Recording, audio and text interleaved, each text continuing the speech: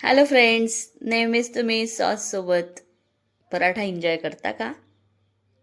तर मग चला आपण ही चटणी बनवून बघूया. खूप टेस्टी, इतकी चविष्ट बनते की तुम्ही अगदी कुठल्याही पराठ्यासोबत एन्जॉय करू शकता. त्यासाठी मी बघा गॅसवर कढई ठेवली, त्याच्यात तेल टाकलं. तेल टाकताना अजिबात कंजूशी करायची नाही. त्यानंतर तेल तापल्यानंतर त्याच्यात जिरं टाकलं, लसूण टाकला बारीक ठेचून. लसणाची क्वांटिटी जास्त घ्यायची आहे. त्यानंतर त्याच्यात कांदा चिरून टाकला आणि आपल्याला शॅलो फ्राय करून त्याच्यात बारीक चिरलेले टमाटर टाकायचे आहे. टमाटर मी इथं तुम्ही क्वांटिटी बघू शकता. टमाटर मी इथं 4 ते 5 टमाटर चिरून घेतले आहे, कारण ही चटणीच टमाटरची आहे.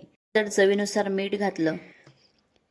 नंतर त्याच्यात मी थोडीशी हळद आणि लाल तिखट घातलं आणि आपल्याला हे चांगलं मॅश करून घ्यायचं आहे. चटणीला मस्त तेल सुटल्यानंतर त्याच्यात गूळ किसून मी टाकलेला आहे.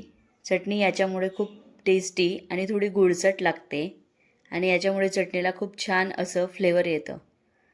आता आपण मस्त तेल सुटू दिलं. बारीक चिरलेली कोथिंबीर त्याच्यामध्ये घातली आणि आपली चटणी आता बनवून तयार झालेली आहे.